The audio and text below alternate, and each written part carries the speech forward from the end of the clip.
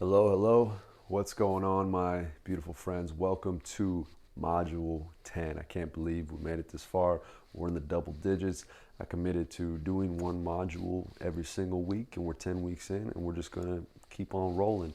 And honestly, there's something beautiful about being able to trust yourself enough to know that if you say you're going to do something, that you do it. And this is something like, honestly, it's a skill that you can develop in yourself. And this is unrelated to the module today, but I think it's important to share. And really just starting with things that are simple. Like if you know that you have some challenges around being able to stick with something and being able to commit with something, then one of the simplest things that you can do, instead of saying like, oh, I'm going to do this, and try to like commit to these big things that you know you might not follow through with, you can commit to little tiny things that you know that there's no reason that you would not be able to follow through with that. So something as simple as like making your bed, committing to making your bed every single day, like regardless of how you feel, regardless of what's going on in the day, because we create all these justifications and we start to create these excuses for ourselves, and our ego does a really clever job, does a really good job at justifying our decisions to make us feel better, when in reality it's a justification, it's an excuse. So if you can find something that you can commit to non-negotiably and be able to commit to that, that will start to develop this virtue that you'll be able to carry over into other parts of your life. And honestly, I think just being an athlete for me has helped me with that, because I've dedicated myself to showing up to training. And honestly, that's like one of the hardest parts of my life, just physically, mentally, emotionally, is like pushing myself almost every day on a consistent basis, and then knowing that I can continue to show up for that. And I honestly like haven't missed a training session in I don't know how long. It's been years now. Because once you miss that one, that's the thing that people don't realize. Like you miss one day, and really overall it's not a big deal. But that little seed of, oh, I missed one day and it wasn't that bad, and then it makes it a little easier to miss that second day. And then it makes it a little easier to miss that third day. And then before you know it, a week's gone by, 2 weeks have gone by, and then now you're actually starting to, you're starting to go backwards. And then you have to like redevelop that momentum to move forward again. And so even just the tiniest thing, like I tell people again, like when it comes to going to the gym, or any of these other different habits that you know are good for you, the consistency is the key. So even if you may not be able to do your whole routine every single day, but you at least have your anchor points. Like for me, my Tai Chi every morning is one of my anchor points that just sets the foundation. Like my cold shower every morning is an anchor point. It sets the foundation. It's non-negotiable. And even if maybe I can't do 20 minutes for some reason like I normally do, at the very least doing 30 seconds, you're still maintaining the habit. Like going to the gym, like even if you're, man, I don't feel good today, I don't know if it's gonna happen, even if you just show up and like warm up, just kind of stretch out a little bit, you're still showing up, you're still maintaining your momentum, and that's the most important part. All right, so I wanted to start off with that. It just kind of flowed out of me, so you're welcome. There you go. So today, module 10, by the way, my name is Nathan Barna. I know I remind you that every single time, because so you can just hear it over and over and over again, because it's going to be a name that's going to be a household name. All right, it's already there, it's already happened. And again, not because I want to be like famous for the sake of being famous, but because I'm here to change the world. And like I'm already that person that is doing it. It's just allowing everything to be mirrored back to me. So I'm going to keep saying that name, even though that's not who I really am, but that is who I am. All right. So Nathan Barna here, founder of Life Magic, co-founder of Food for Life, founder of Optimal Evolution, athlete, whatever the fuck I feel like being. So today we're going to talk about the breath. Last week, module 9, we talked about the hierarchy of survival, and breath was a key to that, because your body will do a lot of different things. Your body will go through a lot of different compensations just to be able to breathe. So we talked about kind of the hierarchy of the physiological functions when it comes to optimizing your health. And now today I specifically want to give you some practical things when it comes to the breath.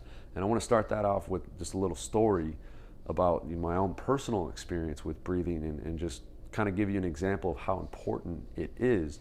And so this was actually just happened recently, where I was, I've been working like pretty hard, as you can imagine, just basically just every day, like from the moment I wake up to the moment I go to bed, it's just been go boom, boom, boom, boom, boom.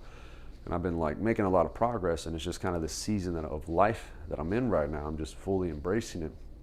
But one of the challenges that I've experienced is that when I'm kind of working all day, it can be easy to start to hold my breath, where I'm not breathing optimally like I normally do. And before I even noticed that I wasn't breathing optimally, I noticed that my poop schedule was off. It's a little, like, we'll get a little personal here, but I don't really care. This stuff's important. So usually, like, I'll take a shit in the morning, and then maybe there might be a double, so I might take a poop and then another poop. But either way, like, I normally have a regular schedule that I'm used to, but I noticed that, like, I was missing a day. Like, I would go a whole day and I wasn't pooping, and like the next day, sometimes that happens, and I'd have a big old shit the next day. But even then, it was like, okay, something's going on here. I'm starting to get constipated. And so what I've learned, and like a lesson that here you can take from this, is like, when you start to pay attention and you know what you're looking for, you'll start to notice subtle different things going on that are indicators of kind of the root cause of what's causing this. And so me just knowing what I know, I was like, okay, I've been working a lot, I've been under a lot of stress, let me just check in on my breath throughout the day. Because your breath, like, literally when you breathe, when you take a full diaphragmatic breath, I'm going to show you exactly how to do that here in a moment. When you take a full diaphragmatic breath, it actually like massages your organs. And so every breath you take is like this gentle massage going on in your body, in your organs. And so if you're holding your breath, you're not breathing optimally. Because what's the thing that we do when we're under stress? We start to lock in. We're like, ugh. We start to hold things in because there's tension there. We're under tension. And so once I noticed that, and then I was like, okay, let me make sure I'm relaxing myself. And that's the cool thing. Even if you're working a lot, if you pay attention to these subtle things, you can actually mitigate a lot of the additional stress just by changing the way that you are going about things, not necessarily changing the things that you're actually doing. So you can work a lot, but if you're paying attention to your breath, now you've got this anchor point that is still, you're still maintaining a level of optimal health through the breath. And so I started breathing normally again. I started paying attention to my breath, and then, my poop schedule went back to normal again. So it was like, okay, that let me know that was what was going on. And I was able to kind of pinpoint that. So it was pretty cool. So just a little story to kind of just showcase the importance of the breath. Because ultimately, when it comes to optimal health, and one thing is, like, people don't realize, because we get so caught up in this like surface level stuff, just because how our medical system is set up, where it's like, okay, you got this problem, here's this solution. You got this problem, here's this surgery. You got this problem, here's this pill. You got this problem, here's this treatment. It's very this for that approach. It's very symptomatic, it's very allopathic in the way that we approach. And so we adopt that mindset in the way that we look at our bodies, when in essence, everything is interconnected. And I learned this from Paul Chek, the way I like to think about it is that if you look at a scale of like 1 to 10, 10 is the healthiest, most vital, mentally, emotionally, physically, spiritually, the healthiest you can possibly be. And 1 is you're past dead, you're decaying into the ground, all right? So that's the scale of vitality. Because the thing is, when you're healthy, your body already knows what to do. So much of health isn't about, adding this or doing that or like staying away from that. It's about essentially just creating a state of functional balance so that you can allow your body to function in the way that it already knows how to function. And when the more you do that, the more your vitality increases. The more your vitality increases, it's like a loop. The more your vitality increases, then the more things will function optimally. The more things function optimally, the more your vitality increases, But the same thing happens in the other way. If your vitality starts to drop because you are creating imbalances in a number of different areas, remember, your body responds to stress regardless of the form in the same way. So whether that's physical stress, whether that's relationship stress, whether that's, mental stress, whatever that might be, chemical stress, nutritional stress, your body responds to that stress in the same way. And so if your overall load of stress starts to creep up over your body's ability to recover and adapt from that stress, then your vitality starts to decrease. And as your vitality starts to decrease, then you start to open up the door for fungus and parasite infections, for injuries, for illnesses, diseases, whatever that might be, whatever the weak link is in the system will pop up. And I really, once you get to about a 7 on that scale, is when you open up the door for fungus and parasite infections. And don't let that scare you, because there's more fungus, parasites, and bacteria on in our body than we actually have human cells. It's just there's normally a symbiotic relationship. There's a beneficial relationship. And so once there's an imbalance there, that's when there's a problem. Just like, your gut bacteria. Most people have heard of, you got good bacteria, you got bad bacteria. And it's not to get rid of all the bad bacteria. It's just there's a balance, And so they call it dysbiosis, when there's an imbalance in the gut bacteria, and that leads to a lot of the other problems, okay? And so the reason I bring that up is because breathing is really a gateway to all of these other functions. Just as I told the story of breathing was a gateway to optimizing my digestion. Breathing is a gateway, and essentially, if you just think about it, we're literally exchanging, like, breath is the one thing that we are continuously in exchanging from what we identify as inside of ourselves to what is outside of us, as we're taking air in, and then we're breathing it out. We're taking it in, and then we're breathing it out. So it is literally this exchange, this gateway to really the entire universe when you break it down, but we won't go that deep today. But essentially, this is why it's important to optimize your breathing. So I'm going to go into how to practically do that now, and I'm going to teach you what a diaphragmatic breath is and how to do it, all right? So if you take one hand, you can put it on your belly, and this is why I chose not to wear a shirt today. Take one hand, put it on your belly, and take the other hand, you're going to put it on your chest, all right? And so as you breathe in, and one little rule of thumb with the breathing is you want to breathe through your nose as much as possible, because in the nose there's a lot of, because in your nervous system you've got a sympathetic branch, you've got parasympathetic branch of your autonomic nervous system. Sympathetic branch is like stress, fight or flight. Parasympathetic branch is like relaxation, rest, and digest. Easy way to remember it, okay?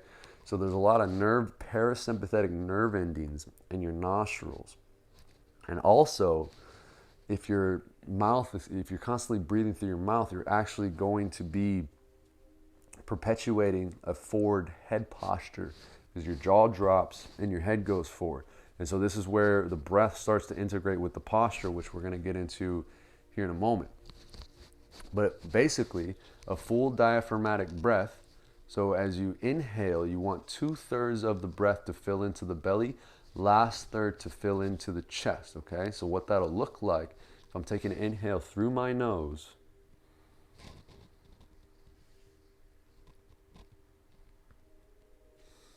then when you exhale, you just let it all go. So inhale,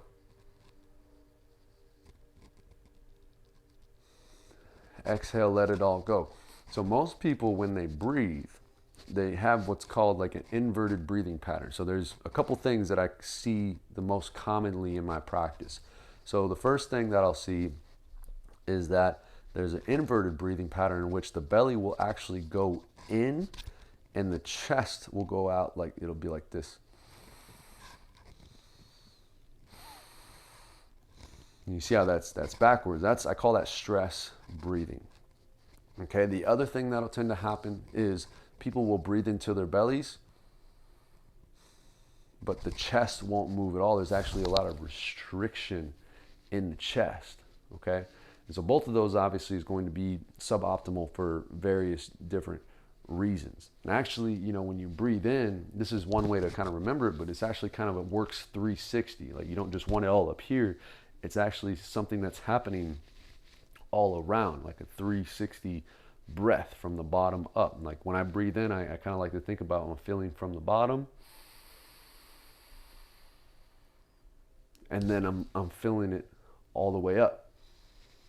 And another thing too, and this gets into like the next component of this, when we start to tie the breath in with emotions and posture and your thinking, is if you're, I've worked with a lot of, especially women, it happens typically in women, but men have it too. If you're like overly concerned about this area of your body where if there's like, you don't like the way your stomach looks, you maybe got extra fat on it, whatever it might be, you like don't like the way your stomach looks, and so you're like constantly trying to hold it in and trying to, like people that just feel like look like their abs are just constantly on, they're constantly flexing. And that basically, that restricts this whole part of your body. You basically lock up energy here. And a little deeper dive, which we won't get too deep into now, but I'll plant the seed, is that, you have different chakras, different energy centers in your body. And this area is called your sacral chakra, which has a lot to do with like flow, with creativity, with pleasure, with basically, your rhythms and your flow through your life, and like doing things that just feel good to you, and like I said, pleasure. And so even if at an energetic level, in a kind of even a mental level, you're not allowing yourself to do those things, or maybe you're working at a job that you don't like and you don't feel a sense of flow in your life, then that can start to manifest physically, and that can affect the breath. So this is where the emotions start to tie in. Because again, if you're telling yourself stories about the way the world works, about your life, you don't like this person's stressing you out, this, that, and the other, and you start to hold those stories as emotions in your body. Remember, emotion stands for energy in motion. And emotions aren't bad. We need, emotions are great. That's how we literally experience life, and it's how we kind of, it relates to the meaning that we give to things in life. But if you don't allow yourself to express the emotions, if you don't allow that energy to move, it gets stuck. And it'll get stuck in different areas. And even like at an organ level, there's different emotions associated with different organs. Like most people, we associate the heart with love. And there's actually, physiological, scientific proof for that. Or like the anger with the liver. That's why, people, like, it's stereotypical that alcoholics, they get angry because their liver is toxic, because the alcohol is toxifying the liver. If I remember right, kidneys have to do with fear. And so, different organs are related to different emotions. And so that energy can get stored in the emotions. Or if we are doing actions like the different foods that we're eating, different things that we're taking, different activities that we're engaging in that are creating dysfunction in the organ, we can have a tendency to express that emotion. So it works both ways. And the reason I'm telling you all this is because all of this will then end up affecting the way that you breathe, which is, again, why the breath is a gateway. Because you can quite literally, if you grow your awareness enough, you can use your breath to move into different parts of your body. Like even if you just close your eyes and you take a big breath in, and you bring your awareness to different parts of your body. And again, this is where if you've got, even like traumas and things like that, which, are different healing opportunities, it can be difficult to do this kind of work, but this is also a great opportunity to do this kind of work, because like I said, you can quite literally use that breath to move into different parts of your body, and you can allow whatever energy, whatever is in that part of your body to kind of arise into your consciousness. And you'll be surprised, because you might find like you'll feel into a different part of your body in some kind of memory, will pop up. Some kind of story will pop up. And this is where the breath starts to relate to the emotions and or the mind as well, in your mental state. Because the things that you're telling yourself, they affect emotions. Just like if something happens in your life and somebody cuts you off in traffic and you get angry and you start telling yourself these stories about how this dude or this woman is an asshole and like, why did they do that? And all this, this, that, and the other. And then you start to hold on to that emotion when, if you tell yourself a different story, like, oh, maybe this person's running late to work, or maybe this person's like trying to go to the hospital. And then now there's a sense of compassion for that, which is a totally different emotion. You can see like just how the way that you frame something, the story that you tell yourself can completely affect the way that you hold these things in your body. It can affect your breath pattern. Okay. The last thing I'm going to give you here is this goes into the posture, and you kind of see how this all is connected, because different emotions are associated with different breath patterns, associated with different stories, and they're also associated with different postures. Like if you think of like, if you're like we talked about stress. If you're like, just feel a lot of tension in your life, you're holding it, it's like, ugh. Or if you feel scared, or like, there's a certain emotion or a certain posture associated with that. Or if you're depressed and you're sad, there's a certain posture associated with that, which is good. We express these things in our body. However, again, if we start to hold on to all of these things, then our posture starts to assume those things. And then it makes it easier and easier to fall into that same pattern of thinking, fall into that same pattern of breath. Because again, like my body's literally collapsed here, and it's actually already restricting my breathing, which is then going to reinforce that emotional pattern. And you can try it. The easiest way to start feeling sad is just to go into that posture and pretend like you're sad and hang out there for a little while and see how you start feeling. But you can do the same thing in reverse. You pick your chest up, I'm feeling good, I feel great, I'm ready to engage with life. And you hold that kind of Superman, Superwoman posture for a little bit and see how you feel. It'll actually change your emotional state. It'll change the way that you're feeling. And that's one of the keys here, because if you can change your state, and if you can change the stories and the meaning that you give to things and the things that you choose to focus on that affect your state, and you can change your breathing pattern, that'll change your state. You literally, and you can make this a pattern, a habit in your life. You can change your life, literally. And you can optimize your health, all right?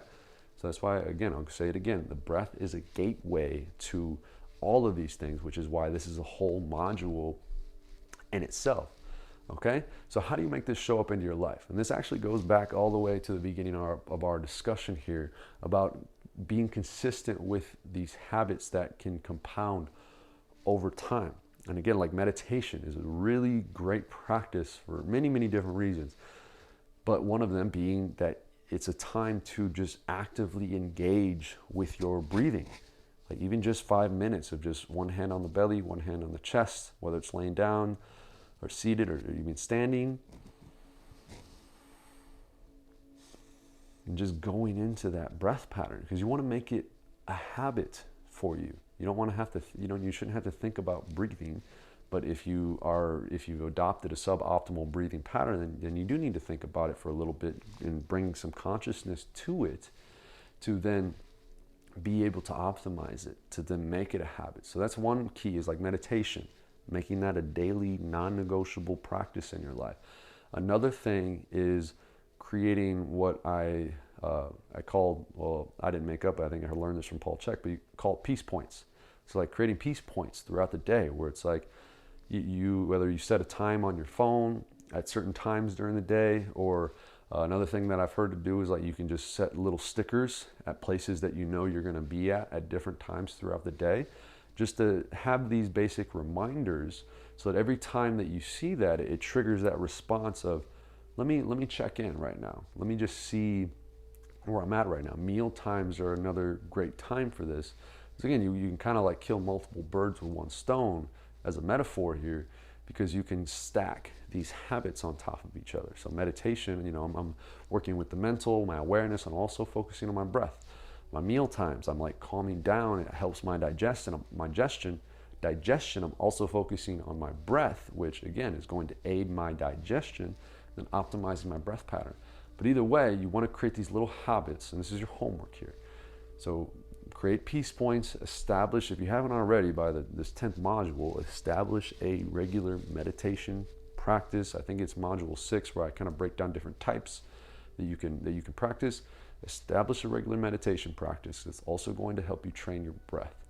But do these things so that you can optimize that gateway, optimize the breath pattern, which will then have a spillover, carryover effect to every other part of your life. It's something we do it so often, we take it for granted. And nobody talks about this, but this is literally one of the first things that need to be established if you want to be as healthy as you can possibly be. Because you can only go 3 minutes without breath. You can go, some days without water. You can go, months really without food. But you can only go a few minutes without the breath. And so your body prioritizes that breath, and so should you prioritize your breath to optimize everything else. So that's what I got for y'all today. Thank you for tuning in. Thank you for receiving this. I look forward to sharing more with you again next week, very soon. If you don't already, follow me on Instagram. I've been going crazy bonkers with the content lately. So stay tuned, and you're gonna. If you're already watching this, obviously you know about me, but you're gonna figure it out eventually. I'm here, baby. I'm here. All right, don't fuck around. The journey is the way. Peace, y'all. Love you.